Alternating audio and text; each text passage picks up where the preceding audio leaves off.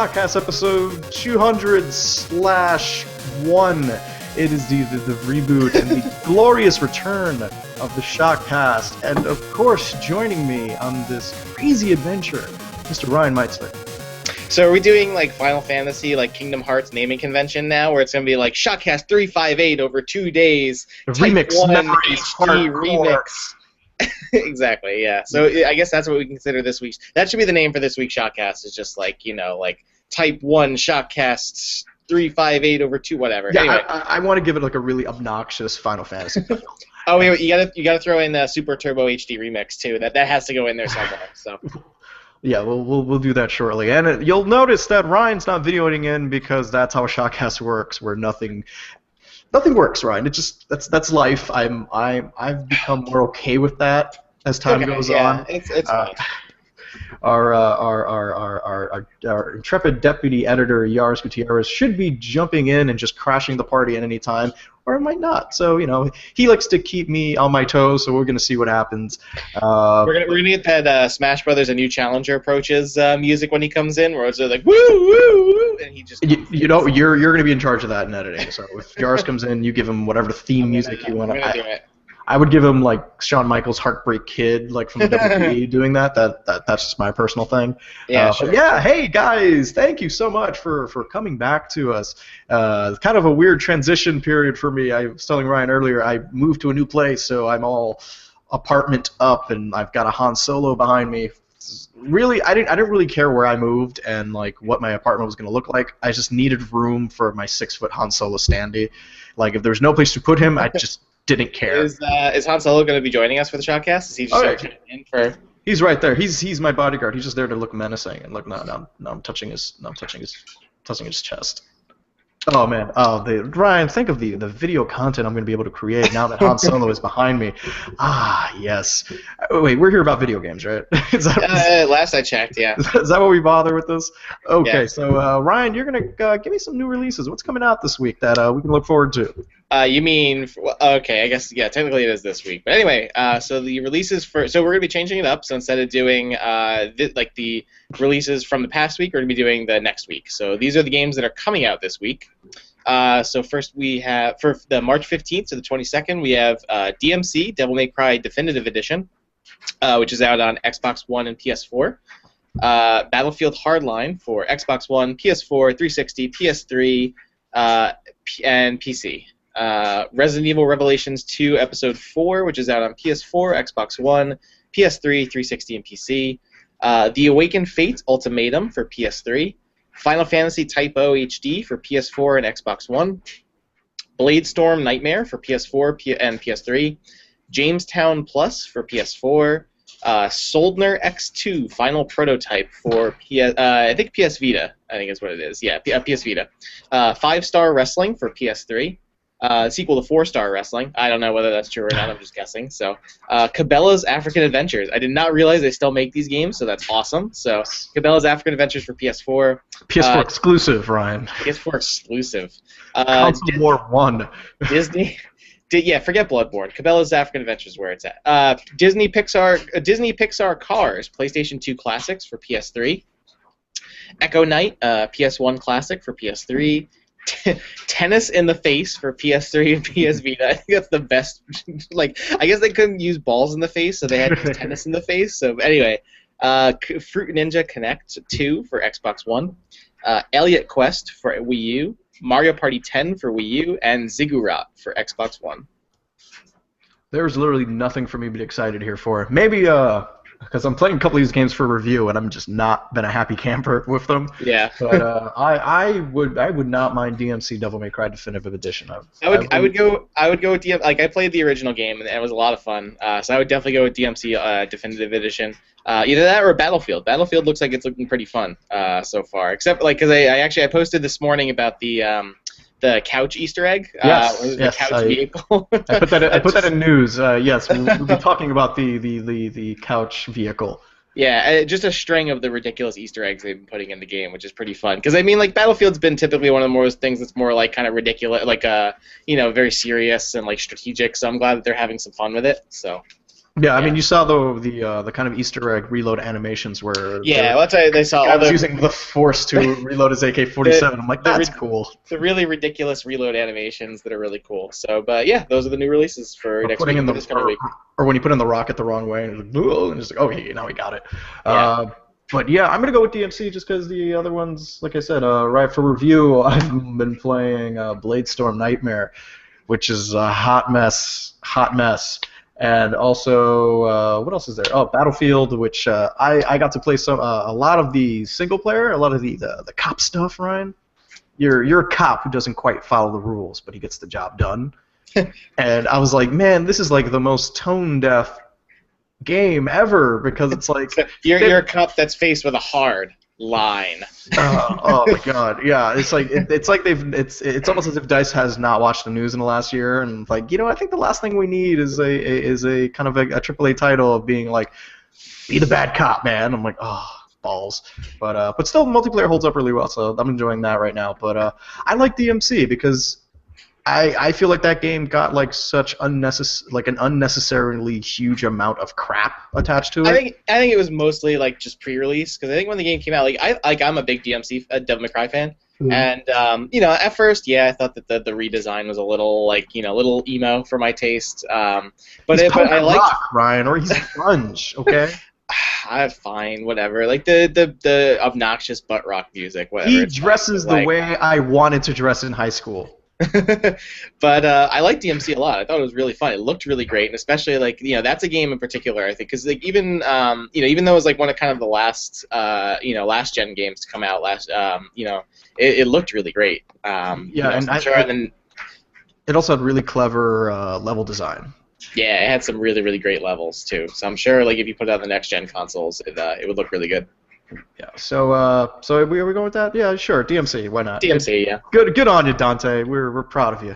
I've wanted to play Resident Evil Revelations 2. I'm waiting until all the episodes come out. So I'm gonna wait. You're not gonna have to wait long, Ryan, because that's another game That's another game I've been reviewing.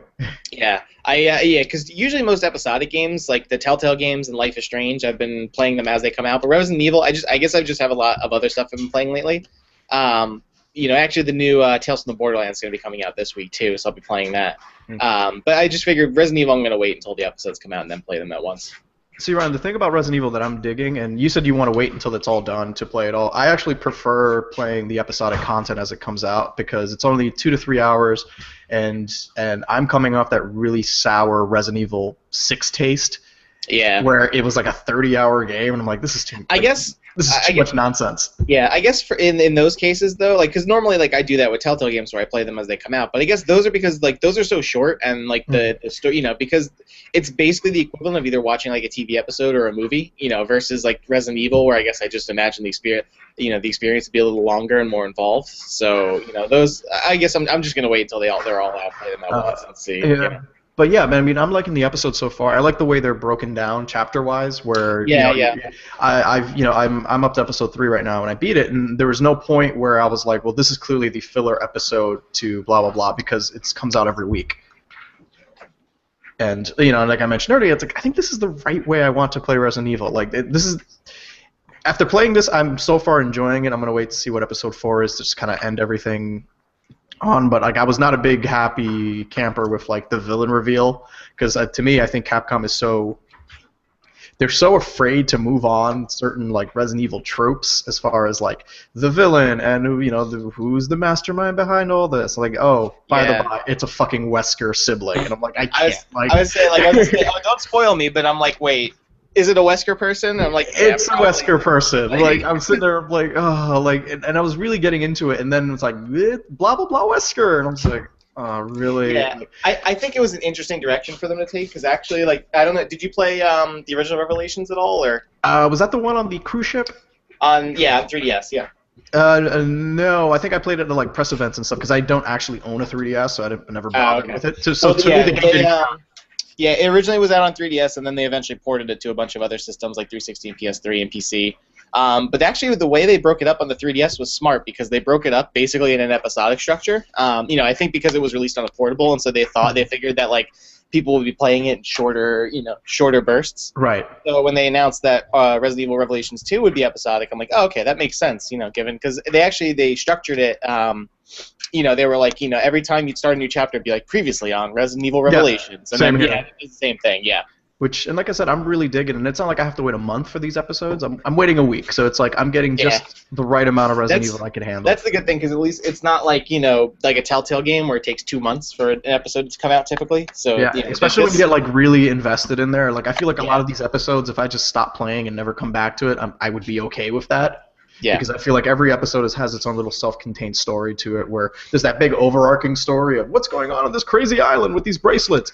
But then there's the moment-to-moment stories, and I'm like, dude, those end really well. And I was actually kind of impressed with, the writing, as in like, oh, your story has a beginning, middle, end for this chapter. That's impressive for Resident Evil. Yeah, and especially since like in that case you're switching between a lot of characters, between like Barry and Claire, and like a lot of these you play like the first half of each episode as the episode split into two pairs. So like the first half is Claire and Moira, and the second half is Barry and Natalia. And I like the way they're both broken up, because the play styles are a little bit different, and I feel like maybe Revelations was just like the typical Resident Evil you're used to, is just have enough ammo to shoot your way through everything. Like this one is like one episode, Claire and Moira has to be like more stealth focused, and one is more puzzle focused. Barry, you start off and you have all the weapons, so it's like, dude, just shoot your way, you'll be fine. And I like the way the pacing's really well, and like I was there like kind of impressed. That's a good thing compared to how bad RE6 was, especially with the pacing, because the pacing in that game was just awful. It was really bad. It's not a good sign when you're playing a game and you're like, man, when is this over? And there's no excitement to it. It was just like, I need this to finish so I can write my reviews. I think if RE6 was broken up like that, like switching between characters and things like that, it wouldn't have been such a drag. But yeah, I mean, as from a pacing standpoint, yes, but I feel like you're still dealing with that really dumb story of it's Wesker's kid and Neo Umbrella, and I was like, oh, like no, just can we stop this? And Chris Redfield is so not a likable character. He's just a giant meathead. Yeah. I prefer Claire more than Chris, even though Claire gets herself kidnapped an awful lot. For like, a human adult who's like, competent and knows how to like defend herself. I'm like, you just get captured all the time, girl. What's wrong with you? Yep. Not a big fan, but Resident Evil, I'm kind of surprised with. I'm looking forward to see how they're going to end it, and I would not be surprised if Capcom decided to take this approach to maybe other franchises out there, which should be interesting. And also, it's $6 per episode. Yeah, I mean, even the if you get the season pass, it's still like $25, which is still good value. So you're not losing much, but it's, I was pleasantly surprised, unlike you, who reviewed a game that I felt bad because I thought it was going to be a good game, and it was not. Tell us, what did you review, Ryan? So I reviewed, within the past week, I reviewed Codename Steam, which is it's a new IP from Nintendo and Intelligent Systems, who famously, most recently did Fire Emblem Awakening, which a lot of people really, really enjoyed, and before that they did Advance Wars and a bunch of other series. So on paper, we've got a Nintendo IP, like first-party IP, done by the guys who make Fire Emblem, arguably everyone's favorite turn-based strategy game on a Nintendo console. So yeah, this game should have been gold. It's definitely, it's weird saying this, but it is probably the weirdest Nintendo game I've ever played. Considering they've done really weird games. So I don't know how much you know about the game, but the basic premise of it is that it's an alternate, alternate universe, kind of like late 1900s, late 18th century, early 1900s, and you have Abraham Lincoln. Okay. Who's the president? Is still the president of the U.S. He managed. He actually managed to survive his assassination, which is amazing. Perfect. So he assembles a strike team. So the STEAM stands for Strike Team Eliminating the Alien Menace, is what the name stands for. So it's made up of literary characters, basically all characters. They're all in the public domain, so they don't have to pay anything to use them. But it's made up of characters like Henry Fleming from The Red Badge of Courage. You have the Lion from Wizard of Oz. You have Tiger Lily from Peter Pan. You basically have all these. John Henry, of course, makes an appearance in there, the famous American folklore hero. So they're in there and they're fighting aliens. That's basically the premise of the game. You know what? If I was a big time executive who need to throw my money into a video game, and you gave me that elevator pitch on the way up, where you're like, yeah, it's alternate history. Abe Lincoln's alive because he's a badass, and he put together this strike team of literary heroes to fight aliens. And my response would be like, well, how much do you want? Because I will give you all the money. So what the hell happened? I think the big thing is like like on paper, yeah, the idea is really weird, and there are parts of the game I really really like. Like the actually it has really good cutscenes, and it's just like the idea is really fun. I just feel like the game is never really that fun. Like it feels like it should be more fun than it is. Like Right. the story is very boring, the characters are very flat. It's like some of them have some interesting like aspects to them. Like there's a lot of good back and forth in the beginning because your first two characters you get are Henry Fleming and John Henry, and they kind of have some good back and forth in the beginning. But the biggest drawback is the gameplay. So the gameplay basically is sort of a mix. A lot of people compared it to things like Valkyria Chronicles and XCOM. Okay. So it's sort of like it's like a Gears of War strategy game. So like it's third person. And you move around on a board, and each of the characters gets a certain amount of steam that they can use. So they basically have a meter that they can use between moving around on the board, doing attacks, or they can do what are called Overwatch attacks, which is if they have enough steam left over, they can take a defensive position. So if an enemy gets into their line of sight, then they'll attack them on the spot. Okay, and that's very much like Valkyria Chronicles. Yeah, you can basically set up like defensive maneuvers, so that way you can move a couple guys forward, and then like not every character can do Overwatch or have like Overwatch abilities, but the ones that do, like in the beginning when I had John Henry and Henry Fleming. John Henry I would kind of have as like my steamroller to just kind of go ahead and like hit a big grenade launcher. So I'd use him to kind of like clear a path, and then Henry Fleming I would have like close by, just kind of watching him. So if anyone tried to sneak up, they he could get some shots in. So. So like on paper all those things sound good. It's just playing it. The one of the biggest drawbacks is that like after you do your turn, you have to wait because you have to watch as the aliens do their move. And the problem is just that takes a really long time for the aliens to like complete all their moves, especially if you're on a map that has a lot of enemies. So you have to sit there and watch. And one of the things that Intelligent Systems did is that there's no overhead map, so you can only see what your characters see. So you switch between them, you move them around, you place them, whatever. So it sort of happens like in XCOM when it's the enemy turn. You kind of hear them scurrying in the background, and that's them. Yeah. That's the enemy taking their turn. Right, yeah, you hear them in the background. There's a little meter that shows how their moves are progressing, but it's just you can't really, like, it's hard because the game focuses so much on strategy, and yet, without, I understand that the overhead was, like, a decision on their part, that they've decided to not do that, but I feel like it really hampers the gameplay a lot, because you have to wait a long time for it. I had to wait 2 or 3 minutes sometimes for the aliens to finish their turns. It was really, really long. And then most of the time, because the camera, like, you can only see what your characters are seeing, most of the time you're just staring at ugly walls and obstacles, like crates. And you're basically and then you can vaguely see aliens, like, scurrying in the background in places. So it's tough because, like, you're trying to set up these strategies and maneuvers, but, you have no idea what the hell happens. So, like, you basically, like, it takes out all the strategy. I just feel like you have to, like, play very cautiously because if you go around a corner or something, you could get ambushed and, like, really get screwed. So I just feel like a lot of it is the gameplay, just that really sounded good and like they're cool ideas, but just doesn't really work in concept. That's such a bummer. And do you feel like that's like a technical problem, or it was more of like a design flaw? Like I feel like it's very much design. I feel like because visually the game actually looks pretty good. Some of the characters, the animations and stuff are a little janky, and the characters themselves are a little blocky. But it's got cool art style. Like it's very comic book inspired, like very like Jack Kirby sort of, like very bold and colorful. Yeah, so like the visuals are cool. I think like the environments are not that like engaging. They're very boxy. I mean, granted it's all in like grids and stuff, so granted, yeah, it's gonna be a little boxy looking, but like everything just feels really empty, and you feel like you're always fighting in like a giant warehouse, even though you're in like some areas that are like forests and like enclosed areas and stuff like that. It feels like you're just fighting in like a big square most of the time. So that's a bummer. Yeah, but what'd you end up giving it? I gave it a 5.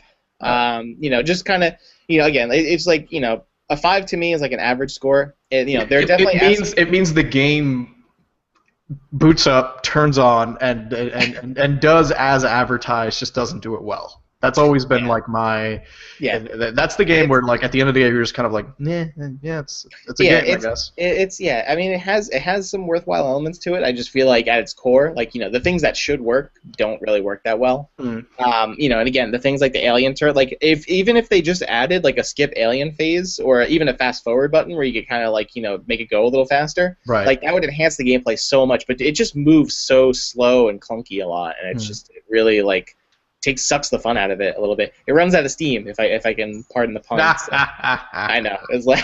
That's Yeah, there's definitely. I feel like it's some people may really like it, and I've seen a lot of people that have, and I'm glad they do. I would just go into the game kind of. I think like not in a mean way or anything, but like I feel like you just have to be really cautious with the game. I would download the demo, and because the demo is actually pretty hefty. There's like a good 4 or 5 stages I think in the demo. So try that, and if you're not driven crazy by the alien turn, then go for it. that's cool. Yeah. And yeah, I mean, we're here talking about review scores, and I've kind of have like my rough outline for my review for Blade Storm Nightmare. And Yeah. as I'm there and I'm thinking of the score, and I was thinking about like, maybe this probably sounds like a 5, but then we made that point of like, it does as advertised. I'm like, do you really do that, Blade Storm? So so this might be the first 4.5 I give a game at my tenure at DualShockers. Yeah. For Blade Storm Nightmare, and I'm playing it right now, and it's one of those games where I love the concept. Like I played 100 Years War when it came out last gen on 360, and remember kind of like digging the approach to it, but then I must have not played enough of that game to see all of its flaws. And now that I'm doing because the cool thing about this one is you can actually play the old version if you wanted to, but the new one is like the same game but just with some fantasy elements. So takes place during the 100 Years War. So it's Okay. France versus England, Right. and it's not. It's made by the same guys who make Dynasty Warriors, so Omega Force. So it's not quite a Dynasty Warriors game, though it does feel like you're fighting on those same maps. It is more of a strategy controlling big groups of units as opposed to one character. So you pick one guy. I'm like, I'm a swordman, and there'll be like a dozen swordmen behind you who all attack in unison, and you're doing that. You're attacking as a group, and it's all about like positioning and more like rock paper scissors, knowing that like I know my guys are good against archers but bad against horsemen, and it becomes that that becomes the game when you're just trying to rock paper scissors around different units, or it's like I'm going to stay away from these guys.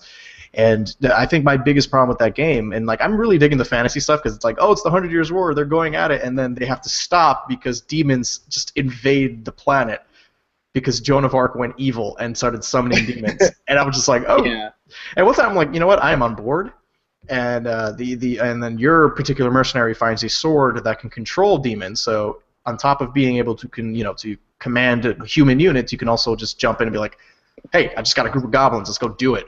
And that seems really neat. The only problem is everything about the game just screams just kind of like checklist of like, is this version of this game done yet? Kind of like, these are the same guys who make Dynasty War, so a lot of it's just like, tiny iterations, but it's pretty much the same base game you're getting. So it's like, yeah, it's still the same Blade Storm game, but the problem is the AI is super bad. There's no way to I've been trying to, and if it's in there, I've yet to figure it out. Like I want to give commands to other units because the AI is really bad. So you'll see people sitting, you see archers waiting on a hilltop with like perfect position, and people are, I'm fighting guys leading units there, and they just won't fire because they're not close enough. I'm like, all right, great, let me just get them closer up the hill. Closer up the hill, they still won't fire, and I'm like, oh, okay, I'm gonna get them closer, and then you get them too close where the archery is useless, and then they're forced to fight with their hands, and then they all die, and I'm like, why did I even bother with this?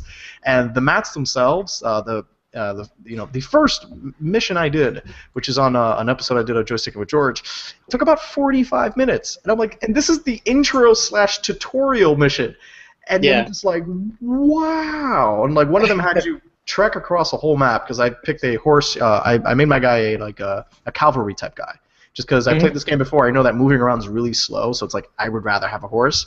And then just because the story asks of you to switch units and become an infantry of goblins, so now I'm on foot with a bunch of goblins who are just kind of like going all nuts, trying to go halfway across the map and just taking forever, and it just does not play well. I think the frustrating part was dealing with like AI stuff, because you would see the idea is to capture and hold bases as you come across them. So it's like you take down the other commanders, and then the base commander will come up, and then once you take it, the base is yours. You get bonuses, you can replenish, and then you just kind of move on to the next one. And some have objectives like, oh, just kill this unit, or hey, just capture this building. The one I did just kind of had like floating objectives, where it's like, hey, do this, great, now do this. It's like, oh, okay, now go back all the way here and kill this guy. And it was just really frustrating, and it didn't help that the game just does not look great. Like, it's here, I'm playing it on Xbox One, and it's available on like next gen systems, but I'm like, they really didn't do anything.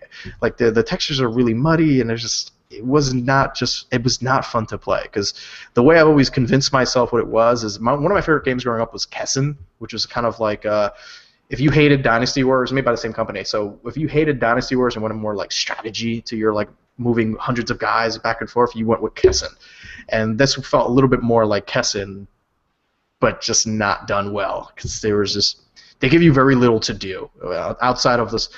Take your unit here. Hopefully, you are the weakness of what you're fighting against, and you beat it, and then you just move on to something else.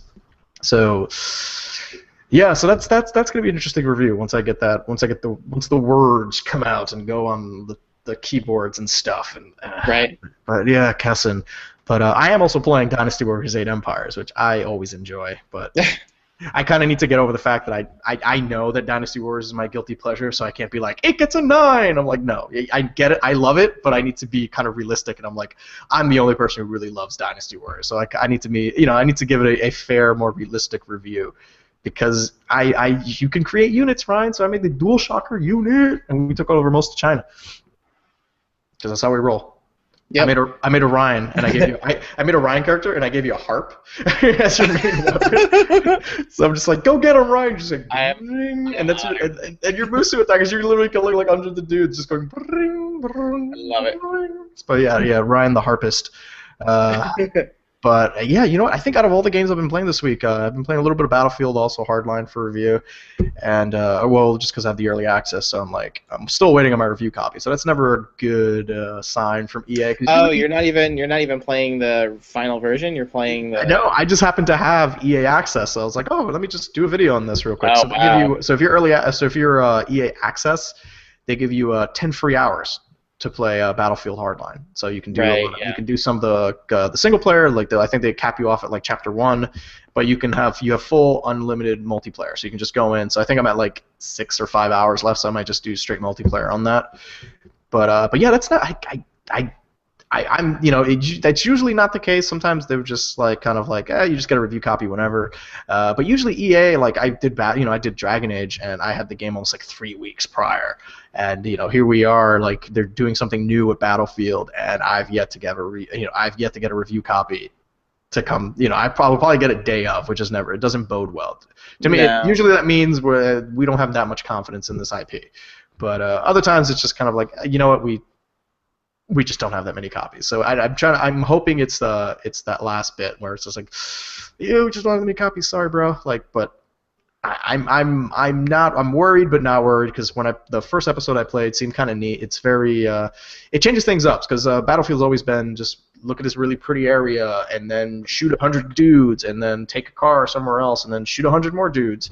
This is more it's definitely story driven. So the first thing you do is you raid kind of like a drug den, and you like arrest dudes, and there's a lot of exposition, and now we're walking through a bad neighborhood, and now I'm using like a cool scanner thing to see who has warrants out. And they added this new mechanic of flashing your badge. So if you catch people off guard, you can flash your badge, and they'll put their hands up, they'll drop their gun, and you can go arrest them, and you'll get kind of like bonus EXP and stuff like that. But that's cool. But you can also just go in blind, just like a dead, bang, bang, bang, bang. You can do that too, but then that feels weird, because you are just a narcotics detective. So it's like you have no reason. It doesn't make sense to open fire like that, and I feel like they do kind of stress upon. It's like, no, you should probably flash your badge. But they do it more of like you get bonus EXP, as opposed to like, no, real policemen just don't go around shooting dudes for no reason.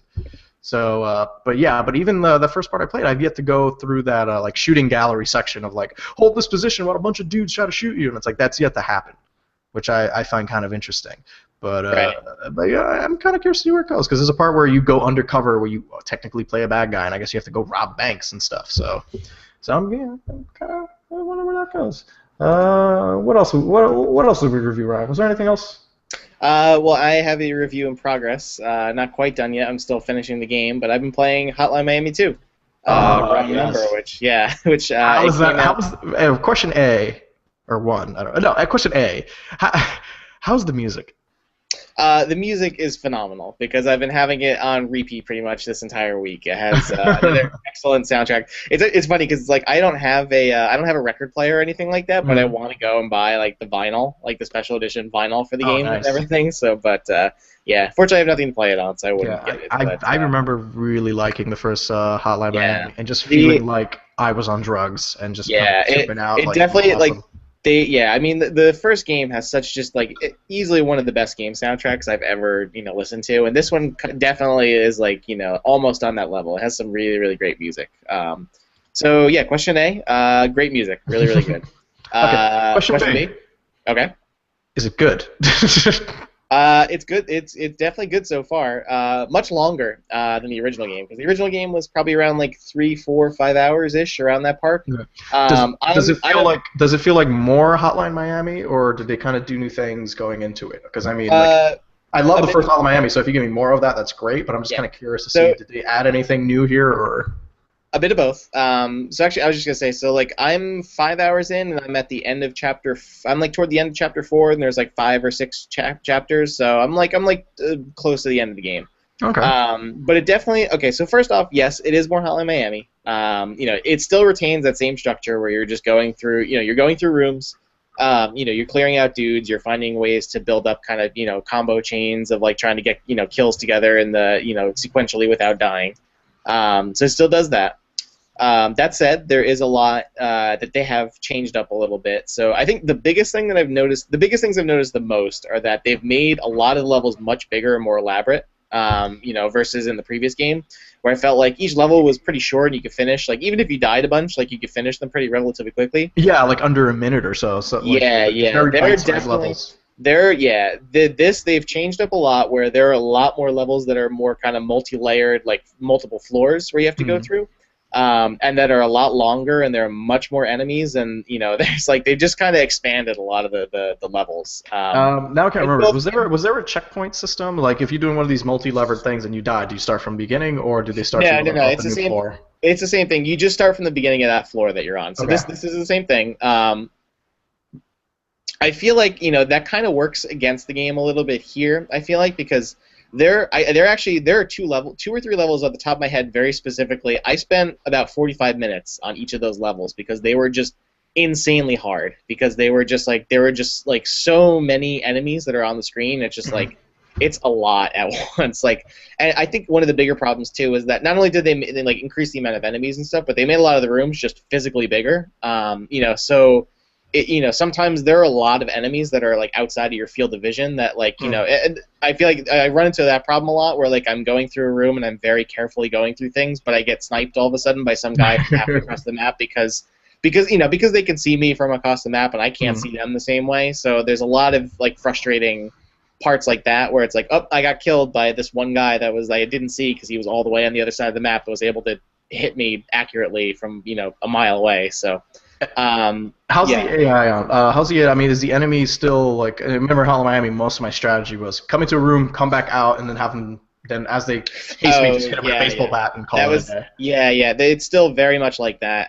Because that's a big part of my strategy too. I'm a very cautious Hotline Miami Mm. player. Like I very like go to a room, kill the guys, go back, kind of recover for a little bit, grab a weapon that has a full stock of ammo, then go back.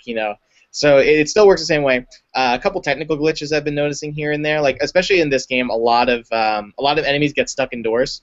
So they'll kind of go into doors, spin around for a while, and then you can like go in and whack them. So unfortunately, it works well if you're trying to get through the room, but it's definitely a glitch. So that happens to me a lot.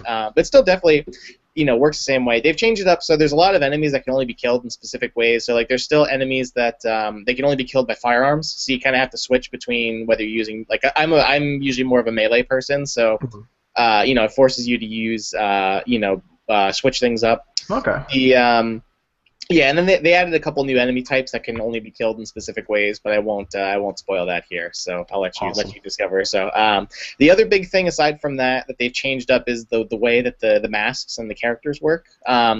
So it's interesting because I feel like in most sequels, like, everything's kind of bigger, better, like that kind of thing where it's like they have to expand on everything. So it's interesting in this that they went in a slightly different direction with how the masks work, where there's less masks in this game. So like in the previous game, you played as like mainly 1 to 2 characters in the previous game, and then you had like a shitload of different masks that gave you different abilities and things. But most of them were not that they weren't that different. They had like slightly different features. So this one you only play as like a specified selection of masks, but each mask that you use changes what character you are instead. So each of the masks is a very radically different playstyle. Okay, because you're a different character entirely. Right, because instead of playing as just one character and you're switching whatever mask you're using, now the mask determines what character you're using.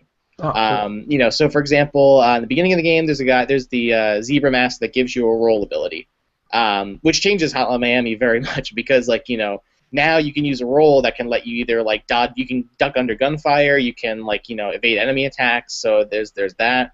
One of my favorites, which is the Swan masks, Alex and Ash, which lets you control 2 characters at once.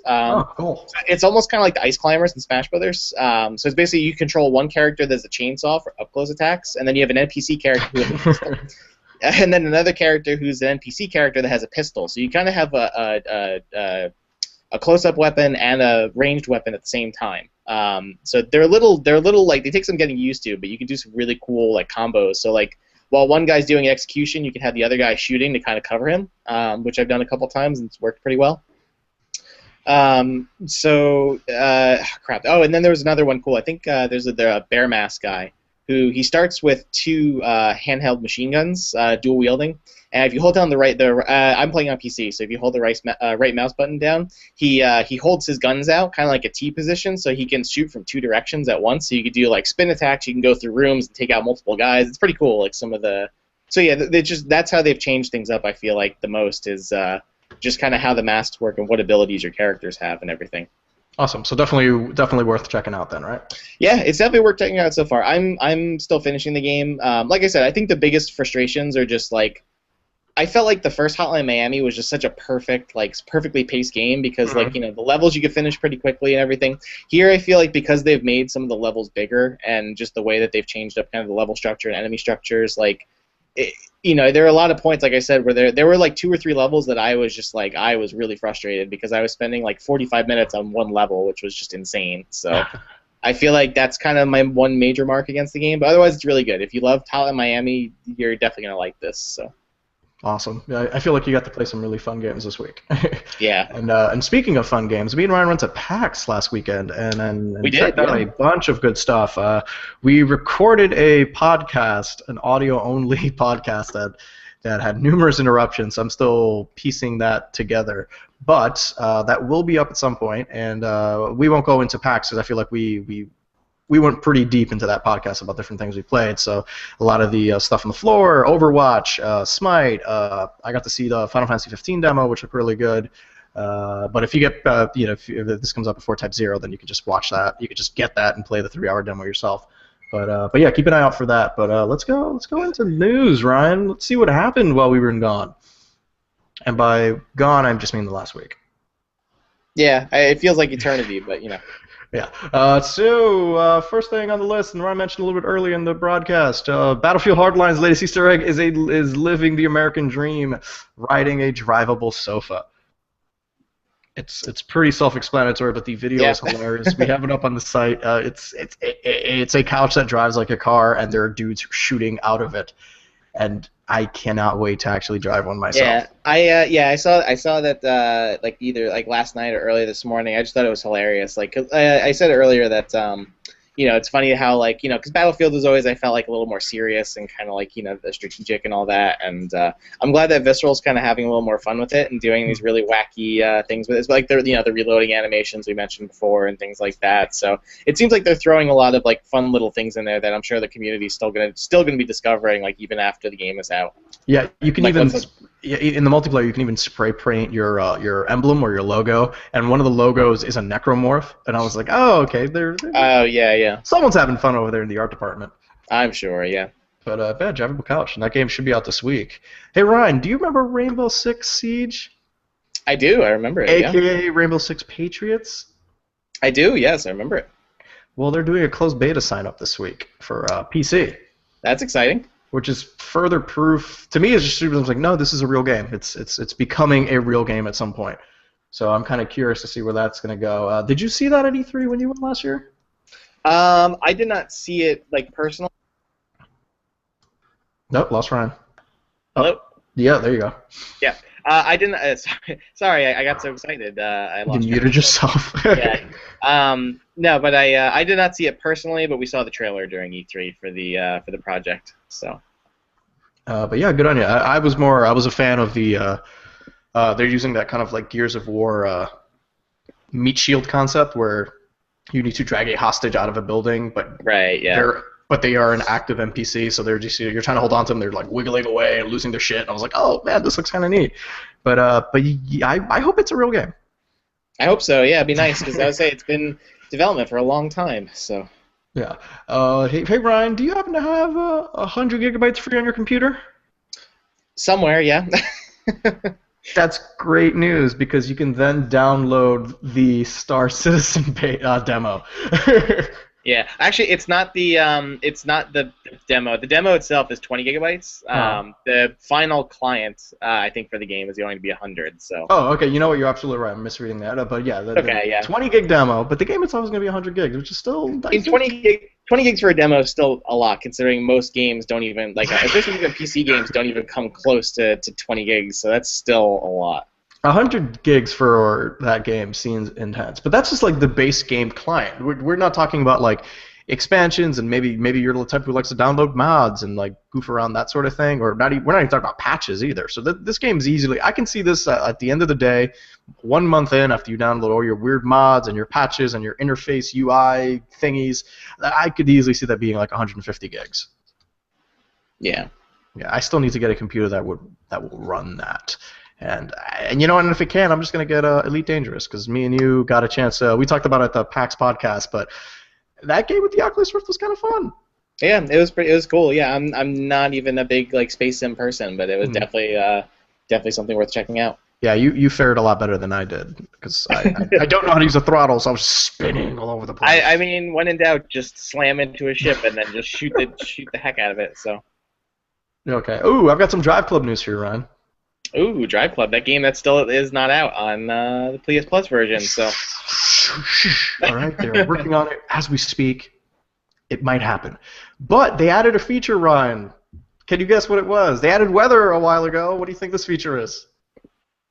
Drivable sofa? No, not a drivable sofa. It's a replay mode, Ryan. A mode that I thought would already be in there because it's a race car game. Why not have a replay mode?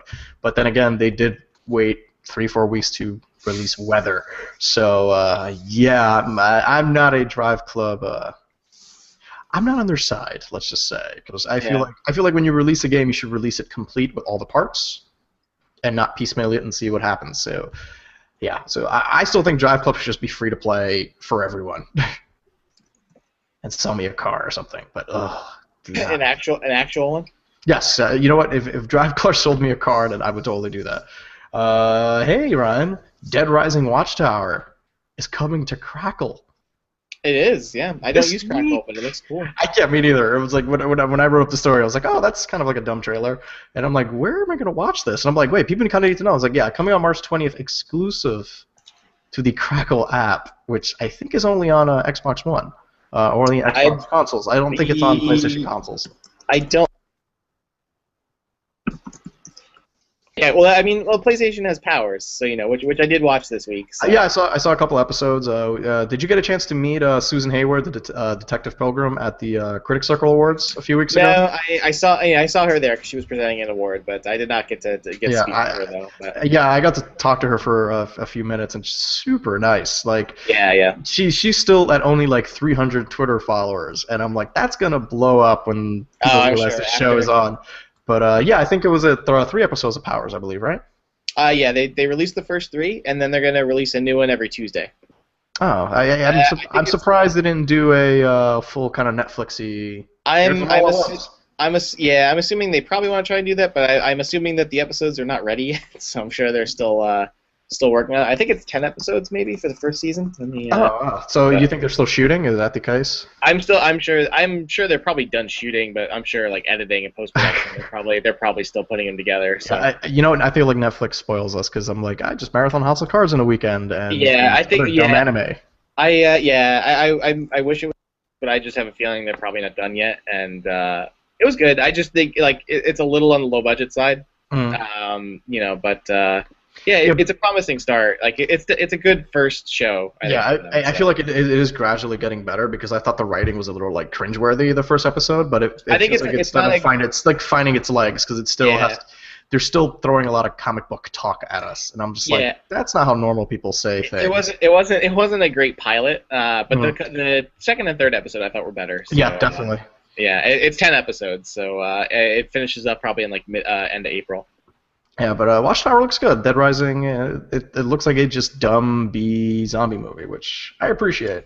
Yeah, I think it could be, especially when they said Rob Riggle was going to be in it as Frank West, and I'm like, oh, he's perfect for that part. Because I feel like he's already Frank Wested, so they're like the news is asking him, well, what do they have to do? It's like, oh, they're screwed, so don't worry about it. He's a good fit, I feel like, for that part. So. So let's get through there. We already talked about PAX. Check out the podcast. Hey, Ryan, it was recently Friday the 13th. It was, yeah. And guess who's coming to Mortal Kombat X? Freddy Krueger. No, you're wrong. You fail at horror movies. I'm eternally mad at you. Jason Voorhees. I'm very excited about this. Yeah, it's cool. He's probably my favorite horror like movie icon, so I'm excited to see him in it. Yeah, he's very Mike Myers, as in he's unstoppable and no one knows how to kill him, and he's terrifying. I hope one of his fatalities is, I forget which movie it is the one where like he put a kid into a sleeping bag and then he just beat them against a tree and then like he took someone, put them in a sleeping bag, beat them in a tree and broke their spine. I hope that's a fatality. That'll be the most awesome one ever. Yeah, what was that? Jason? Was it Jason X, the one in the future? The space one? Yeah, that was Jason X. I want that Jason to show up. Like there's the one kill where like he froze someone and then bashed them with their machete, so they just burst into like shards of ice, and it was great. So good.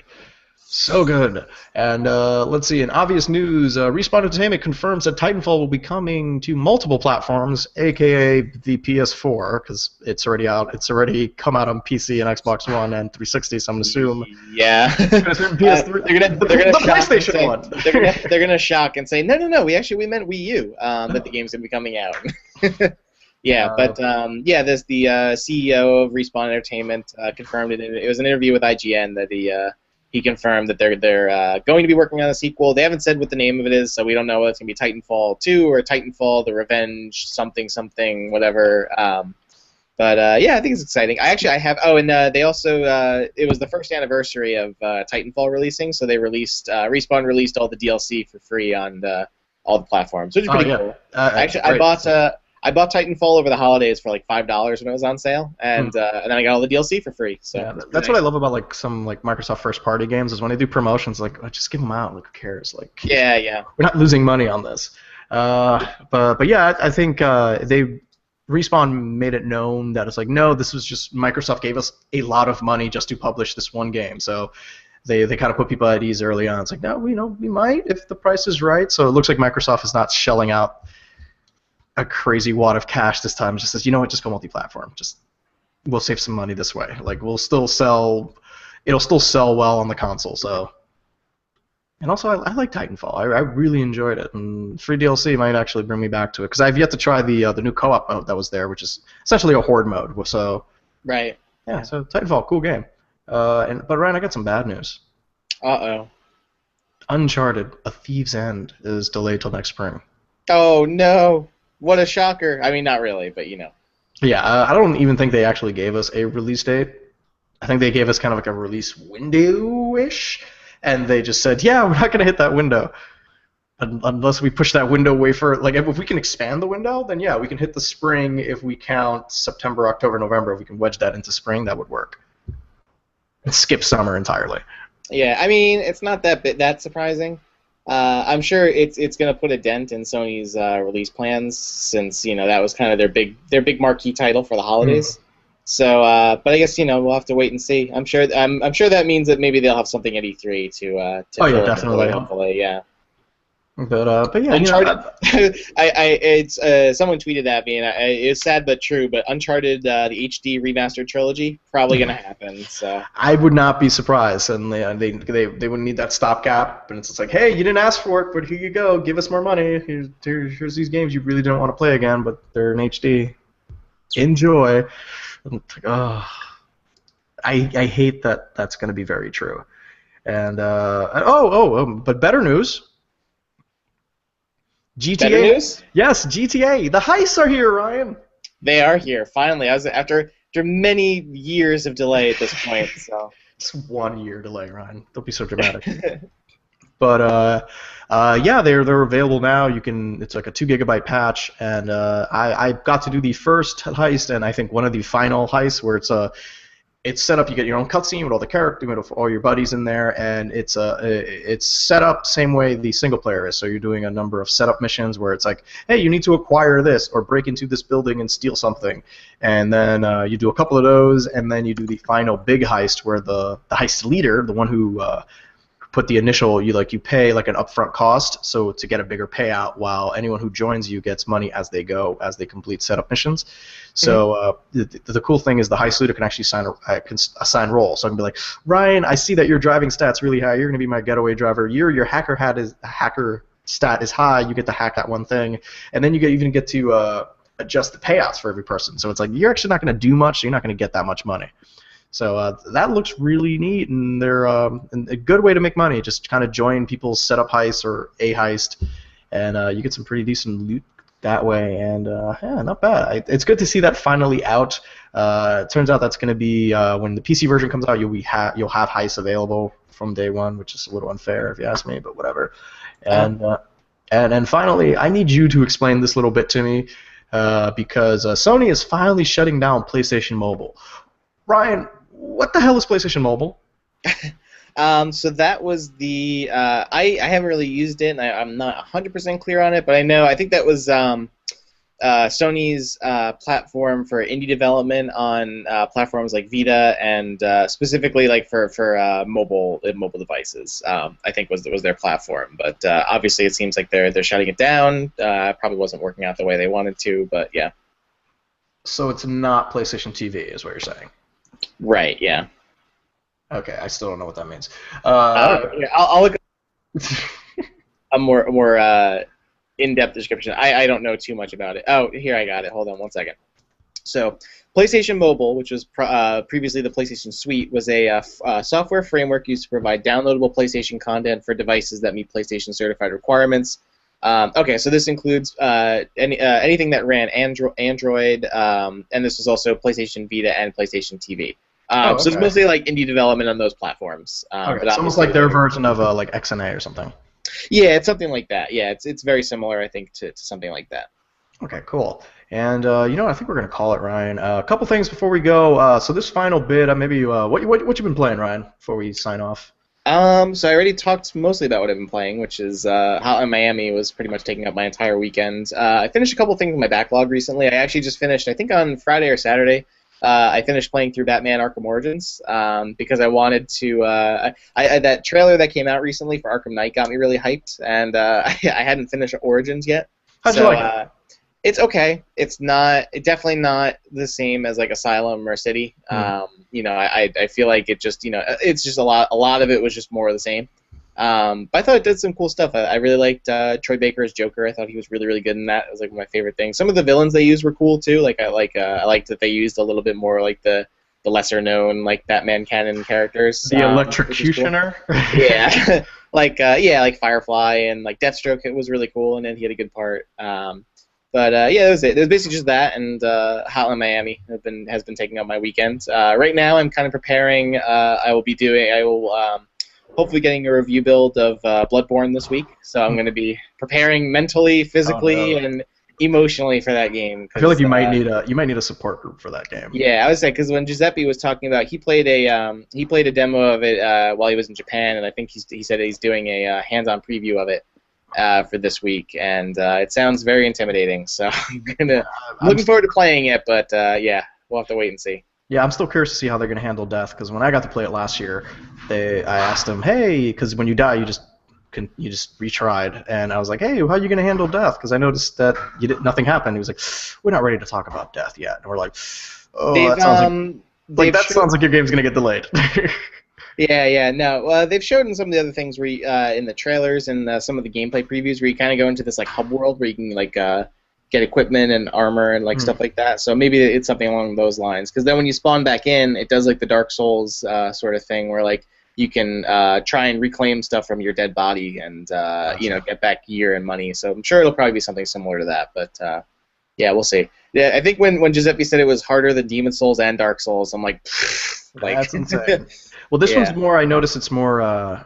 Your character's a lot lighter and quicker, so it feels like the combat's a Yeah, little more. It's a little bit more action heavy and like. it Because is. usually Yeah, I always have like a big tank character with a shield and just kind of it's slowly bash my way through. But it looks it's like this yeah. one's more about There's parrying and dodging and. there's no there's not really a shield. It's more dodging. So you're Hmm. gonna have quick reflex. So I think that's good for me because like I love Devil May Cry and this is kind of up my alley. So yeah, we'll see. But I'm excited for it though. I'm looking forward to it, especially because I haven't played some PS4 stuff in a while. But On this end, aside from that review stuff I played, I'm playing a lot of. I'm trying to really get into those GTA heists, and doing it with people who I know, and be like, oh, it'd be fun to do this with like people on my friends list, as opposed to strangers and children yelling at me that I'm not. How come your gun doesn't have a suppressor on it? You suck. And I'm like, oh, I'm sorry that I screw up. And like, yeah, it's been an emotional beating for me. But also checking out Heroes of the Storm, that kind of MOBA, trying to like appreciate MOBAs a little bit differently now, just because I got to play some Smite over at PAX, and yeah, I think that's it. So I think for next week, what we want to do is I'm gonna put a post on it on the site, but I want to have some more community involvement and bring up maybe a nice little question segment and do like a questions lightning round from viewers and readers of the site. So check out for a post for the specifics on how you can get your name and question on the air. We can dissect and call you dumb. Well, we won't call you dumb. There's no such thing as a dumb question. So just ask us something and we'll do our best and our panel of experts to answer your questions. And also, and we did this on the PAX podcast, I'm going to give out some codes, Ryan. Our friends over at High Res Studios, the makers of Smite, the MOBA on Xbox One and PC, gave us a bunch of codes to give away. So the first one I'm going to give away is the early access one for Xbox One. See, Woo! See that, Ryan? Smite. I see it there. It's pretty nice. It's the battleground of the gods, where you play as gods kicking the crap out of each other or something. I don't know. I picked Ra, the sun god, and he's just a badass, so I like him. So this one's for the Xbox One, so you can do early access and play with and play for free and enjoy it. So I'm just gonna say it. So listen closely. MRXVT 74F92 T333 MQCHWG G9W6Z. And that was for a beta for the Xbox One. And next code I'm going to give is for the PC version.